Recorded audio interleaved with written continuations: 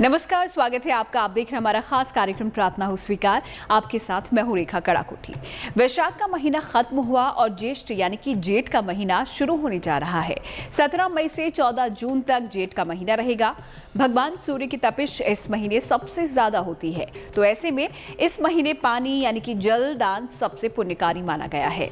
इन 30 दिनों में आपके भाग्य को चमकाने के कौन कौन से पुण्यकारी व्रत त्योहार आने वाले हैं और कौन सी एकादशी और पूर्णिमा संयोग बना रही है, साथ ही कौन कौन सा दान स्नान आपके पुण्य को 1000 गुना बढ़ाने वाला है, ये सब हम आपको अगले आधे घंटे में बताने वाले हैं। तो चलिए शुरुआत करते हैं आज के आध्यात्मिक सफर की और सबसे पहले जानते हैं कि जेठ महीने की धार्मिक महत्ता क्या है।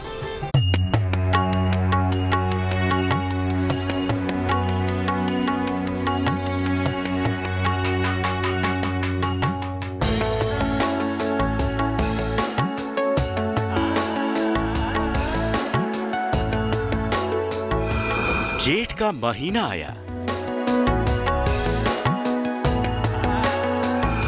सूर्य देव की तपिश लाया।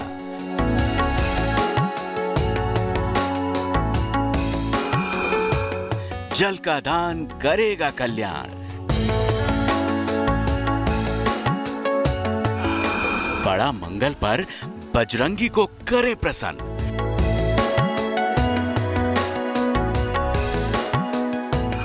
गंगा दशहरे पर मिलेगा मां गंगा का वरदान। वट सावित्री व्रत से मिलेगा अखंड सुहाग।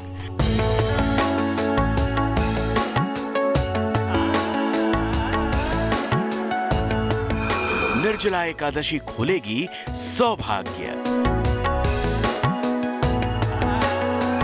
पूर्णिमा पर मां लक्ष्मी बरसाएंगी अपार धन।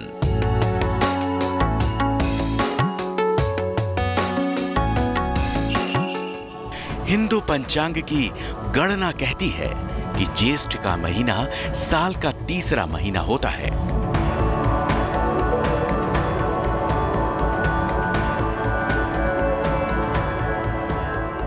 इस महीने में चंद्रमा ज्येष्ठा नक्षत्र में होता है, इसीलिए इस महीने का नाम ज्येष्ठ रखा गया।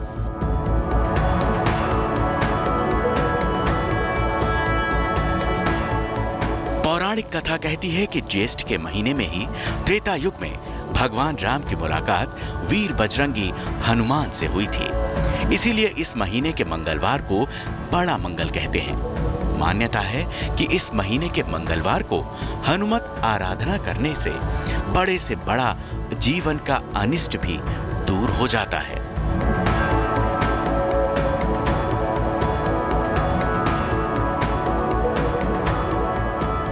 ज्येष्ठ के महीने में भगवान सूर्य की तपिश सबसे ज्यादा कष्टकारी रहती है। इस महीने में सूर्य देव की विशेष पूजा अर्चना की जाती है। रविवार के दिन भगवान सूर्य की उपासना कल्याणकारी होती है। सूर्य जब अपने उत्कर्ष पर होता है, उच्चता को प्राप्त करता है, ज्येष्ठता को प्राप्त कर लेता है, तो उस महीने को ज्येष्ठ के नाम से जाना गया। और यही सूर्य इस पूरी प्रकृति के जीवों को जीव देने का भी कार्य करता है। इस पृथ्वी पर भरण पोषण का कार्य भी सूर्य की रश्मियां ही करती हैं। इस कारण से इस महीने को बड़ा पवित्र और बड़ा प्रखर महीना माना गया है। आम बोलचाल में इसे जेठ का महीना भी कहते हैं। उत्तर भारत में भीषण गर्मी पड़ती है। महीने के आरंभ में नौतपे में तेज गर्म हवाएं चलती हैं। साल के सबसे बड़े दिन इसी महीने में होते हैं। सूर्य की ज्येष्ठता के कारण इस महीने को ज्येष्ठ कहा गया है।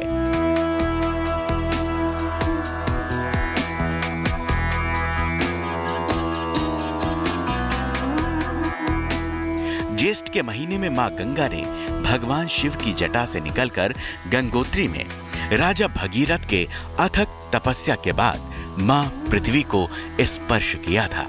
इसीलिए इस महीने में गंगा दशहरे का त्योहार मनाया जाता है। ऐसा कहा जाता है कि जब पृथ्वी लोक पे हाहाकार की स्थिति हो गई थी, तो गंगा माँ नदी के फॉर्म में इस पृथ्वी पर अवतरित हुई थी स्वर्ग लोक से, और जल की व्यवस्था की गई थी। जितनी भी नदियां हैं उनको उनमें स्नान करने का एक खास महत्व है। और उस स्नान से ये बोला जाता है कि आप जल की भी पूजा करते हैं और उससे आपके मन की पवित्रता बढ़ती है, आपके मन में शांति आती है, संपन्नता आती है।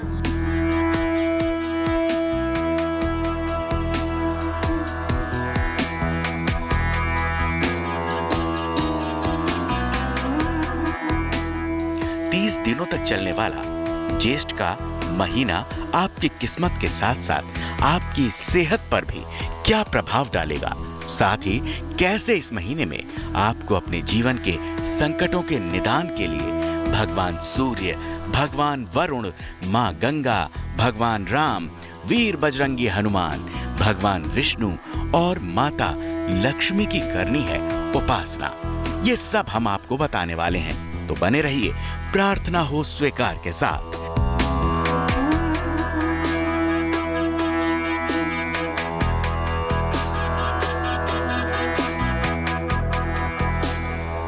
Bureau report, good news today.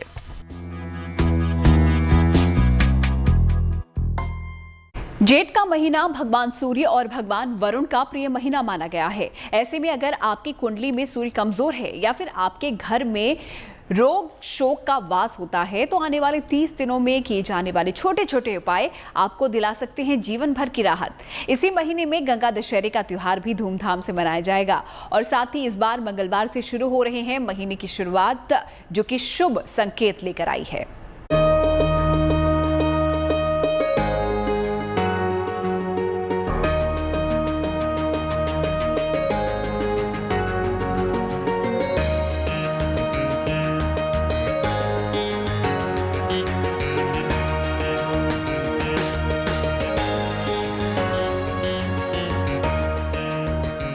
मंगलवार से शुरू हो रहा है ज्येष्ठ का महीना।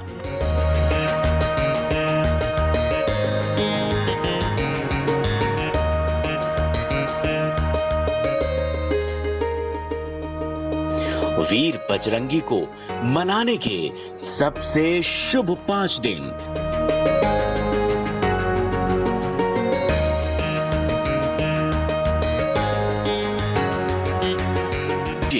अपने जीवन के सारे संकट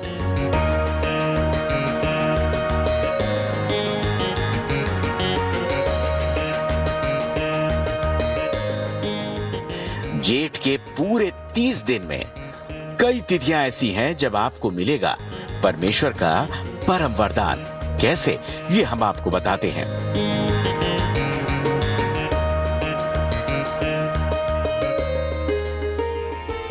वीर बजरंगी की आराधना के 5 बड़े मंगलवार 17 मई, 24 मई, 31 मई, 7 जून और 14 जून को बड़ा मंगल। 26 मई को बनाई जाएगी अपरा एकादशी का व्रत। 27 मई को 22 मई को शुक्र प्रदोष का व्रत किया जाएगा। शुक्र प्रदोष का व्रत विवाह के योग बनाता है। 30 मई को ज्येष्ठ की अमावस्या पड़ेगी। 30 मई को अखंड सौभाग्य का वट सावित्री व्रत भी होगा। 30 मई को शनि जयंती भी मनाई जाएगी। 9 जून को गंगा दशहरे का त्योहार मनाया जाएगा। 10 जून को निर्जला एकादशी का कठिन व्रत होगा। 12 जून को रवि प्रदोष का व्रत किया जाएगा। रवि प्रदोष भगवान सूर्य का वरदान दिलाता है, साथ ही भगवान शिव की कृपा भी मिलती है। 14 जून को अंतिम मंगलवार से महीने की समाप्ति होगी। 14 जून को बड़ा मंगल और ज्येष्ठ पूर्णिमा दोनों एक साथ होंगे।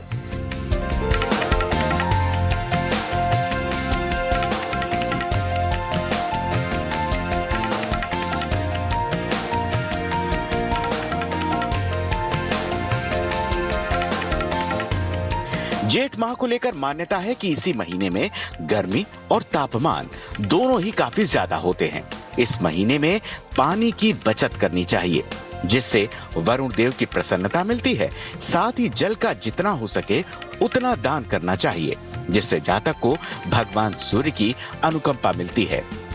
ये महीना जल के संरक्षण का महीना माना जाता है, जिसमें आपके जल दान करने का, आप देखते होंगे बहुत जगह लोग प्याऊ लगाते हैं, घड़ा का प्रयोग करते हैं, या जल का दान शरबत के रूप में लोग करते हैं, जो निर्जला एकादशी के फॉर्म में किया जाता है। और इस जल की संरक्षण को बढ़ाने के लिए वरुण देवता की पूजा होती है। इस वजह से वरुण देवता की पूजा होती है कि हे वरुण देवता, जल की आप संरक्षण करें, ताकि इस मनुष्य जीवन में और किसी भी जीव जंतु को, कोई भी सजीव प्राणी जो इस पृथ्वी पर हैं, उनके जीवन में किसी भी तरीके की दिक्कत और कोई भी तरीके का प्रलय की स्थिति ना है।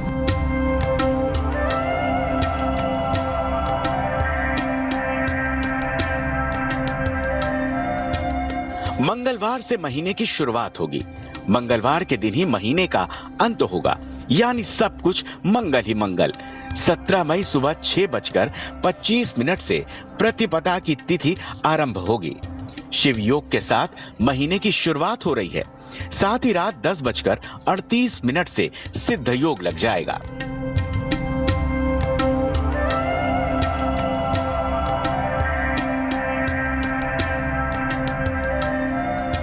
भगवान सूर्य कलयुग में जागृत देव हैं।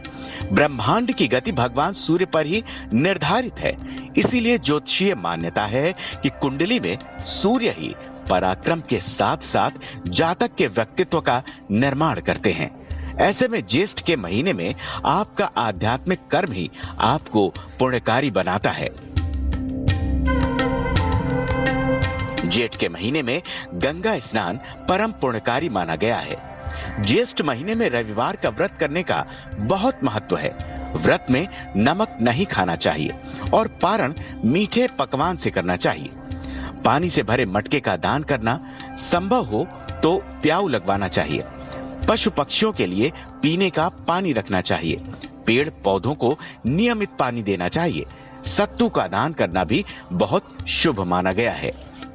सूर्य जब अपने उत्कर्ष पर होता है, उच्चता को प्राप्त करता है, ज्येष्ठता को प्राप्त कर लेता है, तो उस महीने को ज्येष्ठ के नाम से जाना गया। और यही सूर्य इस पूरी प्रकृति के जीवों को जीव देने का भी कार्य करता है। इस पृथ्वी पर भरण पोषण का कार्य भी सूर्य की रश्मियां ही करती हैं। इस कारण से इस महीने को बड़ा पवित्र और बड़ा प्रखर महीना माना गया है।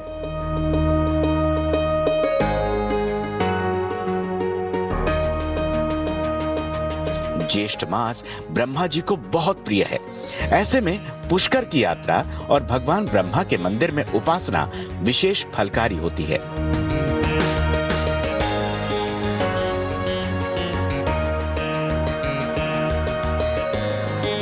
जेठ का महीना काफी कठिन महीना माना गया है। ऐसे में इस महीने में कुछ शास्त्रीय सावधानियां भी बताई गई हैं, जो न केवल आपका धार्मिक और आध्यात्मिक उत्थान कराती हैं, बल्कि आपको रोगों से भी बचाती हैं और आपकी जिंदगी के साथ साथ आपकी सेहत को आसान बनाती हैं। Bureau report, good news today. कहते हैं कि जहां शक्ति वहां भक्ति, और इसीलिए परमेश्वर की भक्ति के लिए शारीरिक शक्ति जरूरी है। तभी तो ज्येष्ठ के महीने में आपको अपनी सेहत का खूब ख्याल रखना होता है। ज्येष्ठ के महीने में आपको रखनी है कौन कौन सी शास्त्रीय सावधानी, ये तो हम आपको बताने वाले हैं ही। साथ ही ज्येष्ठ के महीने में ही लगेगा नौतपा, यानी कि गर्मी और तेज हवाओं वाले 9 दिन। ज्योतिष मानते हैं कि जितना नौतपा तपता है, मानसून उतना ही अच्छा आता है।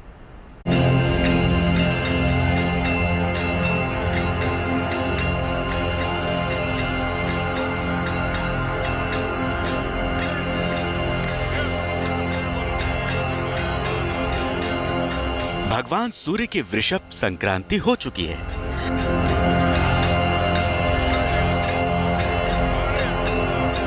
कल से ज्येष्ठ का महीना भी शुरू हो रहा है।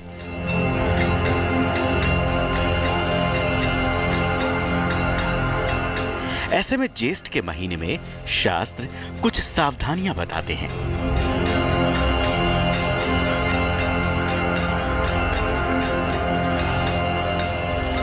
जिसको करने से न केवल आपकी सेहत अच्छी रहेगी, बल्कि आपके पुण्य में भी संचय होगा।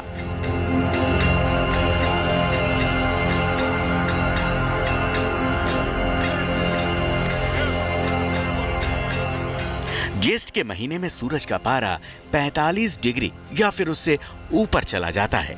ऐसे में अत्यधिक तापमान इंसान को चिड़चिड़ा बना देता है। इसलिए रोजाना माथे पर चंदन का लेप करें, जिससे शारीरिक शीतलता बनी रहे। इस माह लाल मिर्च का सेवन नहीं करना चाहिए। मिर्च वाला भोजन अपच कर सकता है। दिन में सोना नहीं चाहिए, इससे सेहत खराब होती है। फल का सेवन ज्यादा से ज्यादा करना चाहिए।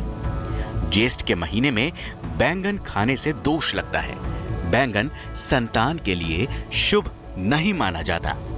बड़ी बेटी या बड़े बेटे का विवाह इस महीने करना निषेध माना गया है।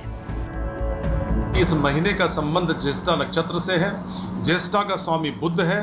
बुध का मतलब हरा, और हरे चीज़ों को बढ़ाने के लिए आप पेड़ पौधों को ज़्यादा लगाएं, बेल और सत्तू जैसे चीज़ों का सेवन ज़्यादा करें, जिससे आपके अंदर किसी भी तरीके की जल की मात्रा अच्छी होनी चाहिए। और सूर्य की तपिश से बचने के लिए आप हमेशा जो कोई तरीके की दिक्कत आपके शरीर पे, मन पे या आपके सराउंडिंग्स में ना आए, ओम सूर्याय नमः या आदित्य हृदय स्तोत्रम का पाठ जरूर सुनो।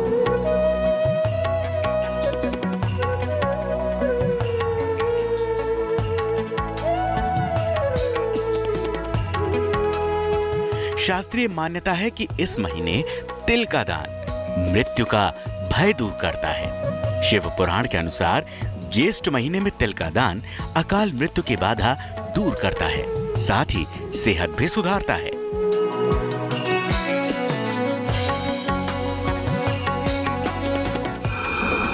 शनि जयंती पर सोमवती अमावस्या।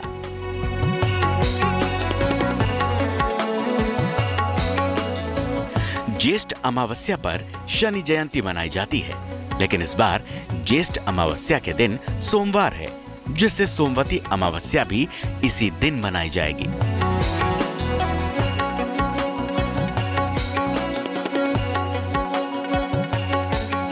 यानी इस बार शनि जयंती पर भगवान शिव के साथ साथ पति का अखंड सुहाग और भगवान शिव के सारे आशीष एक साथ पाने का शुभ संयोग बन रहा है।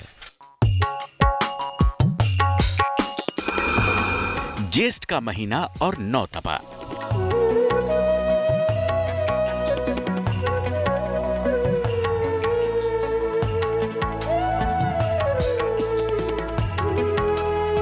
ज्येष्ठ महीने में ही नौतपा रहता है। इस बार 25 मई से नौतपा शुरू होगा। नौतपा में गर्मी काफी अधिक रहती है। नौतपा का संबंध ज्योतिष से जुड़ा हुआ है। सूर्य चंद्रमा के नक्षत्र रोहिणी में प्रवेश करता है तो नौतपा आरंभ होता है।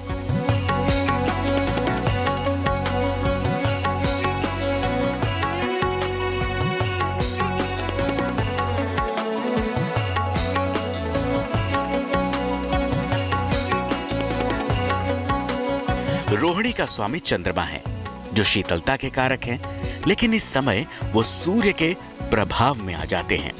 सूर्य सिद्धांत और श्रीमद् भागवत में नौतपा का वर्णन मिलता है। 25 मई से नौतपा शुरू होगा, जो 2 जून तक चलेगा। नौतपा के 9 दिनों में 45-46 डिग्री तक पारा रहने के आसार हैं। सूर्य की किरणें जब तृतीय और चतुर्थ बेला की तरफ बढ़ रही हो, सूर्य अपनी प्रखरता के साथ जब चमकना आरंभ करे, उस समय आप एकांतवास करिए, अपने घर में रहिए, बाहर न निकलिए, छायादार वृक्ष के छाया में रहिए। आप दोपहर के समय अपने किसी भी कार्य को संपन्न करने से बचें, सूर्य से या सूर्य की तपिश से, या इस महीने में जो सूर्य की तपिश के कारण उत्पन्न गर्मी है उससे बचने का हमारे धर्म ग्रंथों ने यही मार्ग सुझाया है। कहा जाता है कि नौतपा के दौरान प्रचंड गर्मी होती है, तो मानसून में अच्छी बारिश होने के आसार बनते हैं। और अगर इन 9 दिनों के दौरान ही बारिश होने लगे तो इसे नौतपा का गलना माना जाता है।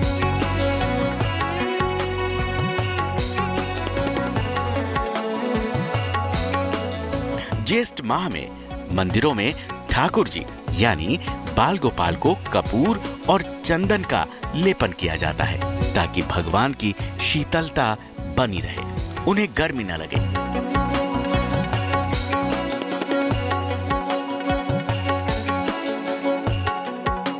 इस बार जेठ के महीने को बनाइए लाभकारी।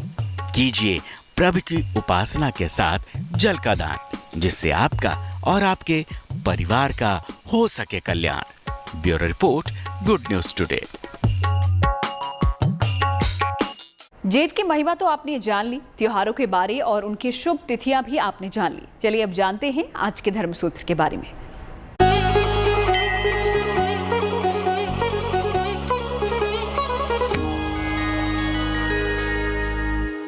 देखिए, हमारे यहाँ कर्ण छेदन की परंपरा है। नासिका छेदन की परंपरा इसलिए है कि जहाँ बालकों के कर्ण छेदन होते थे तो उसका तो यह भाव रहता था कि हमारे बालक को नज़र न लगे, दृष्टि न लगे। कहीं कहीं जैसे अगर गर्भपात, गर्भस्राव वगैरह हो जाते थे और बड़ी भगवत कृपा से किसी के बालक होता था तो उसको कर्ण छेदने से ये कहते थे कि अब ये सुरक्षित रहेगा, इसकी आयुष्य की वृद्धि रहेगी, इसको कोई नज़र दृष्टि नहीं लगेगी। ये परंपरा हमारे यहाँ बालकों की रही। और माता बहनों की जो कर्ण छेदन और नासिका छेदन रहता है, ये आगे चल कर के सौभाग्य की वृद्धि के लिए ही ये कार्य भी हमारे यहाँ एक सनातनी परंपरा का अंग है। प्रार्थना हो स्वीकार में आज के सफर में इतना ही, लेकिन कल का शो आपके लिए रहेगा खास, क्योंकि कल है ज्येष्ठ महीने का पहला बड़ा मंगल और हम आपको बताएंगे बड़ा मंगल पर आपको कैसे करनी है आराधना उपासना और कैसे दूर करने हैं कुंडली में लगने वाले मंगल दोष। तो तब तक के लिए दीजिए इजाजत, देखते रहिए good news today.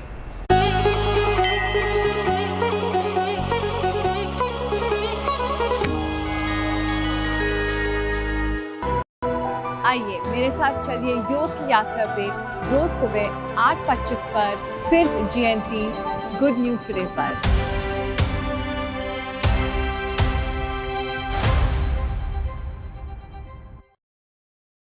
Good news today इसलिए अच्छा लगता है, इसके अंदर ना वो खबरों की मार धाड़ और चिल्ला चिल्ली नहीं है। कम से कम लोगों को खबरें तो आराम से सुनने को मिल जाए, इसके ऊपर उसके ऊपर ऐसे अच्छी सोच के साथ एक अच्छी शुरुआत की है, इसके परिणाम भी अच्छे आने चाहिए। वैसे अच्छी चीजों की मार्केट आजकल बढ़ रही है।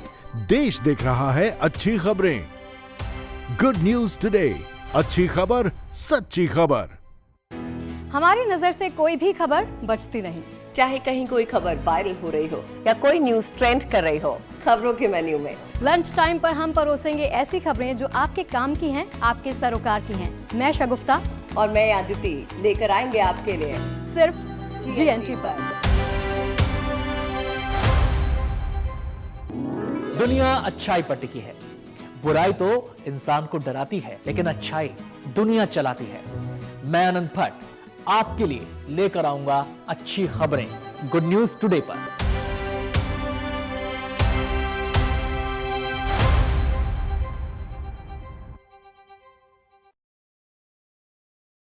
मुझे तकरीबन 21 साल हो गए पत्रकारिता करते। खबरों को समझना और उनको समझाना मुझे बहुत अच्छा लगता है। तो कुछ ऐसी खबरें समझेंगे और आपको समझाएंगे। देखिए मेरे यानी नवजोत रंधावा के साथ गुड न्यूज टुडे में।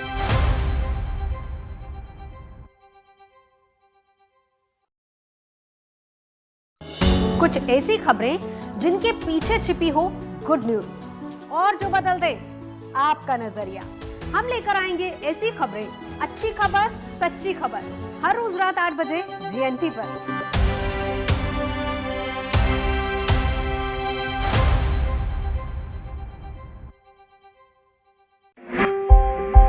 एक सोच अच्छी और सच्ची जो छोटी है पर होती है, जुड़ती और जोड़ती है, बिखर कर अनंत हो जाती है, कई सांचों में ढलती है, धुंधलाती है पर ओझल नहीं होती, आहट से आवाज बनती है, उम्मीदों का आकाश बनती है। देश से संवाद है हमारी ये सोच, एक शुभ शुरुआत है हमारी ये सोच, अच्छी और सच्ची खबरों की शुरुआत। GNT गुड न्यूज टुडे, नई उम्मीद जगाने वाला हिंदी न्यूज चैनल।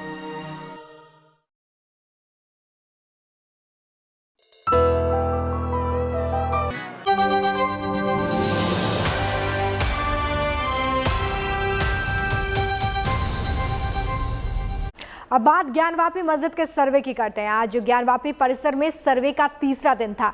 2 घंटे तक चले सर्वे के बाद अब इंतजार कल का है, जब कोर्ट कमिश्नर अदालत में सर्वे की रिपोर्ट सौंपेंगे। आज परिसर में नंदी के पास कुएं का सर्वे हुआ है। हिंदू पक्ष का यह दावा है कि ज्ञानवापी में कुएं में शिवलिंग मिला है। हिंदू पक्ष ये भी दावा कर रहा है कि अब तक जो कुछ भी मिला है, इससे उनका दावा और मजबूत होता है।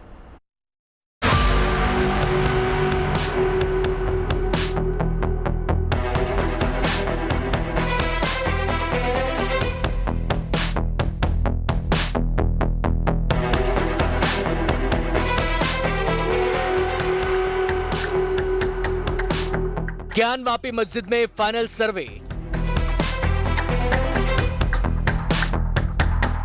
24 घंटे बाद कोर्ट में सर्वे की रिपोर्ट। ज्ञानवापी तहखाने से क्या सच सामने आएगा? हिंदू पक्ष का दावा, उम्मीद से ज्यादा सबूत मिले। ज्ञानवापी मस्जिद में आज तीसरे दिन सर्वे का काम भी पूरा हुआ। सुबह 8 बजे शुरू हुआ सर्वे, सुबह 10:30 बजे तक चला। खास बात यह रही कि ज्ञानवापी परिसर में 3 दिनों तक सर्वे का काम दोनों पक्षों की रजामंदी से शांतिपूर्वक तरीके से संपन्न हुआ। अब 17 मई यानी कल कोर्ट कमिश्नर अदालत में सर्वे की रिपोर्ट सौंपेंगे।